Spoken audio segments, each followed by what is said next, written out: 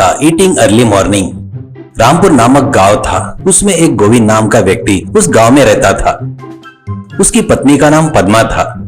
गोविंद जो भी काम करता था उसमें उसे कभी सफलता नहीं मिलती थी। इस वजह से गांव में सभी लोग गोविंद को निकम्मा कहकर बुलाते थे, जिससे वह हमेशा दुखी रहता था। गोविंद को एक बड़ी इच्छा थी कि वह कोई व्यापार करके और खूब पैसा कमाए।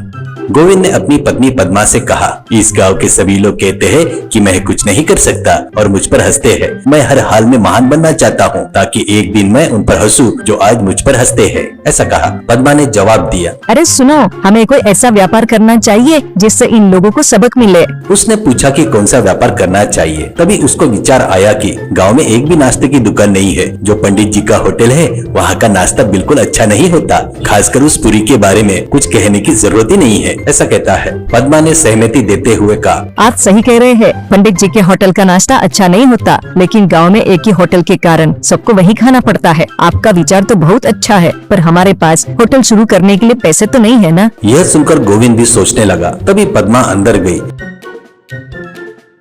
तिजोरी खोली और अपने मायके से मिले कंगन और गहने लेकर बाहर आई। उसने गोविंद को देते हुए कहा, ये लीजिए, इन्हें बेचकर आप होटल शुरू कीजिए। अगर यह भी काफी न हो तो घर को गिरवी रखकर एक अच्छा होटल खोलिए। ऐसा कहती है। यह सुनकर गोविंद ने अपनी पत्नी को गले लगा लिया और कहा, अगर तुम्हारी जैसी पत्नी मेरे साथ है तो मैं जरूर सफल हो जाऊंगा। ऐसा कहता है। अगले दिन बिना देर किए गोविंद ने सड़क पर एक झोपड़ी जैसा होटल शुरू कर दिया। उसने उस पर गोविंद ढाबा स्टाइल होटल का बोर्ड लगाया।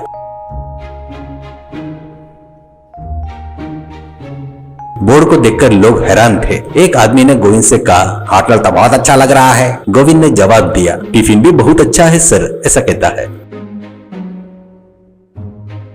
गोविंद के होटल में खाना बनाने के लिए रिंकू और टिंकू नाम के दो मास्टर रसोइयों को रखा, लेकिन इन दोनों में बिल्कुल भी नहीं बनती थी। रिंकू पूरी, वड़ा और इडली बनाता था, टिंकू सब्जियां बनाता था। रिंकू हमेशा कोशिश करता था टिंकू बनाई हुई करी अच्छी ना बने, और टिंकू हमेशा कोशिश करता था कि रिंकू बनाए पूरी, वड़ा और इडली अच्छी ना बने। दोनों एक दूसरे को नीचा दिखाना और खुद को बेहतर साबित करने की कोशिश में लगे रहते थे। होटल में आने वाले ग्राहक शिकायत करते थे कि नाश्ता अच्छा नहीं है। धीरे धीरे ग्राहक की संख्या कम होती गई। गोविंद ने रिंकू और टिंकू को बुलाकर कहा, अरे ग्राहक शिकायत कर रहे हैं, तुम लोग इडली, पूरी और सब्जी अच्छी नहीं बना रहे हो। रिंकू ने कहा, मैं तो इडली वड़ा बनाता हूँ, वो सब अच्छा ही है। टिंकू ही सब्जी खराब बनाता है। टिंकू ने कहा, मैं सब्जी तो अच्छी बनाता हूँ, लेकिन वो रिंकू ही पूरी अच्छे से नहीं बनाता। मेरी कोई गलती नहीं है। गोविंद समझ नहीं पाया कि क्या करे। एक दिन गोविंद का जन्मदिन था। उसकी पत्नी पद्मा ने उसके लिए उसका पसंदीदा मटन करी बनाकर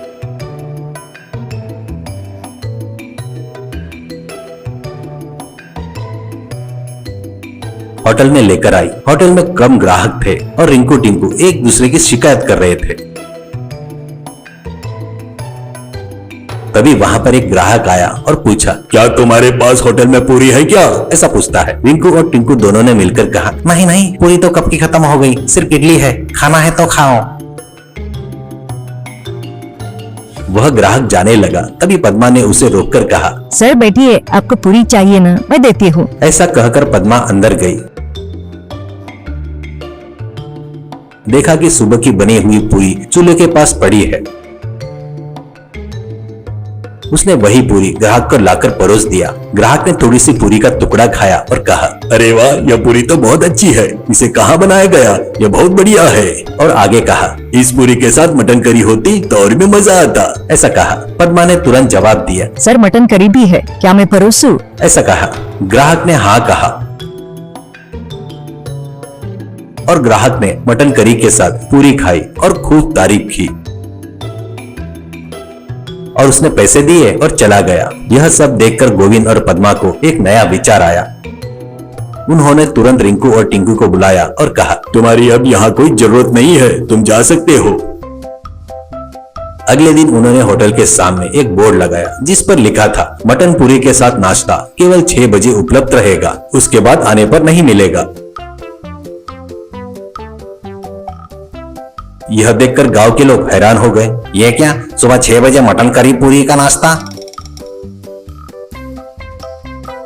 लोग एक एक करके आने लगे और नाश्ता करने लगे। सभी लोग इसकी खूब तारीफ की। इस तरह गोविंद का सुबह का नाश्ता पूरे गांव में बहुत मशहूर हो गया। गोविंद और पद्मा को अच्छी शोहरत मिली। उन्होंने खूब पैसा कमाया और वो सफल बन गए। अब उस गांव के लोग जो गोविंद को पहले ताने मारते थे, अब उसकी तारीफ करने लगे। और कोली लेकर करे किसानी, ओहो